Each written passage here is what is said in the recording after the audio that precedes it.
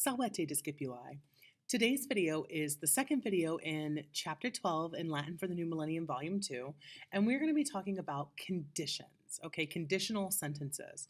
Conditional sentences in English are any sentence, sentences in English are any sentences that are if sentences, okay? So as if not, if something doesn't happen, even if something happens, or just if something happens, okay? These are all conditionals, okay? Just so you know exactly what we're talking about here, there are two clauses in a condition. There's the if clause and then there's the conclusion clause, right? The if clause is technically called something, it's technically something called the protasis. And that second concluding clause is called the apodosis. Okay, so the protasis and the apodosis. And I'm going to refer to them as those things because I think it's good for you guys to understand some grammar terms, okay? The protasis, or the if clause, is set up by the conjunctions si, if, nisi, if something doesn't happen. Nisi can also translate unless or except, okay? Quasi, which means as if, or etsi, which means even if, okay?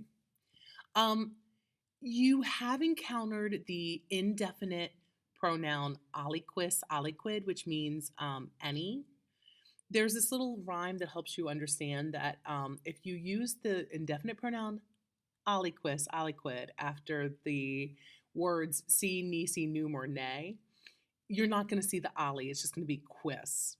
You should write this down in your notes, but you haven't formally been introduced to aliquis, okay?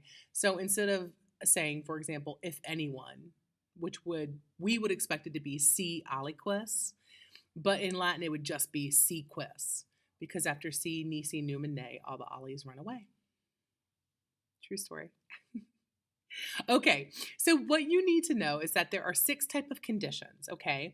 There are 3 that are going to take indicative verbs in the protasis and the apodosis, and there are 3 that are going to take subjunctive verbs, okay? And we're going to look at each set of 3 individually.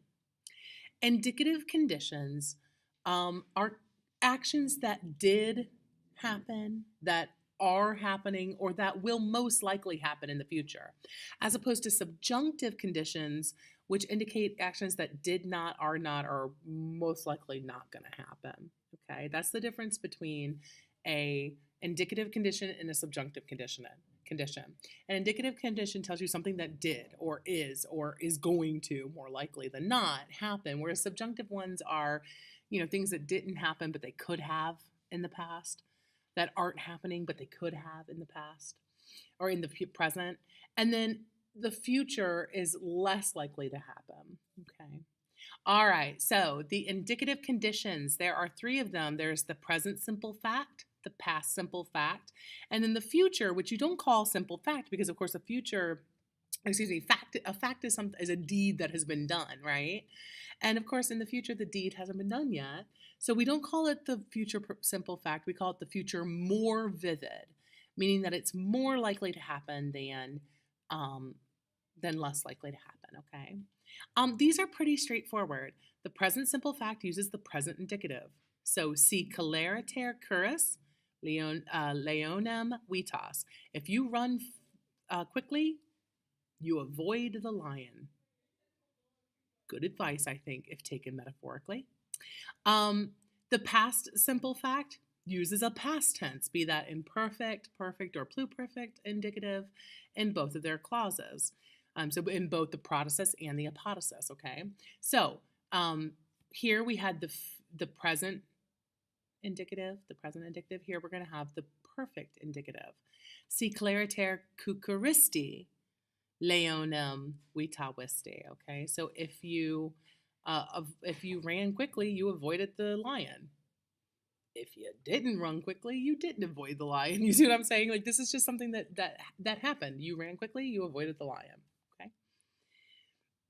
The future more vivid uses a future perfect or future tense verb. The future verb in the protasis often translates as a present because it sounds weird to translate it as a future in English. So, for example, here we have the future, the future. So, if we translated this literally, if you will run quickly, you will avoid the lion, sounds a little bit odd. So, if we translate this future as a present, it sounds a little bit better to our ear in English. Okay, so if you run quickly, you will avoid the lion. There you go. Now, compare these to the subjunctive conditions, which are telling things that could have happened or could happen, um, but probably didn't, right? The future, something that I guess could occur, but it's probably not going to. That's how the subjunctive conditions work. The present contrary to fact. The present contrary to fact uses an imperfect subjunctive in both the protasis and the apodosis. Now, you might say to yourself, and reasonably enough, why imperfect when the when the imperfect is not present? So why is it a present contrary to fact? The fact is you've seen this before in other subjunctive constructions. The problem is that the subjunctive mood doesn't have a future. So if we go down here to the future less vivid, we have to be able to convey the future without a future tense. So instead we use the present subjunctive to show the future less vivid, just like we use the present subjunctive to show a future wish, right? Remember, to show a present wish, you use the imperfect subjunctive, and you use the imperfect subjunctive here to use to show the present contrary to fact condition. So it's a little bit odd, but it's actually something you've seen before, okay? You translate a present contrary to fact if something were blanking in the protasis, then something would blank in the apodosis. So, si clariter curreres, leonem vitares. Okay, so if you were running quickly, you would avoid the lion. But you're not, so you didn't, is basically the conclusion there, right? The past contrary to fact condition is a pluperfect subjunctive in both clauses. It translates had something in the protasis and would have something, would have blanked in the apodosis. So, si clariter cucurises, leonem vitavises.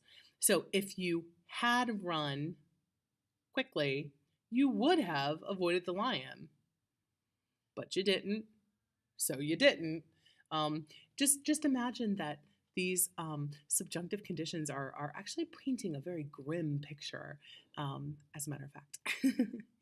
The future less vivid uses a present subjunctive, and it's something that's, could happen but is less likely to happen. Okay, so it translates as the should would one. Okay, so it should blanked in the protasis, would blanked in the apodosis. So si clariter curas leonum vites. If you should run quickly, you would avoid the lion. But that's less likely to happen, so apparently you're not running quickly enough, according to these subjunctive conditions. Okay. All right, I hope you took good notes. I will see you guys in class, and I hope you have a lovely evening. Walete.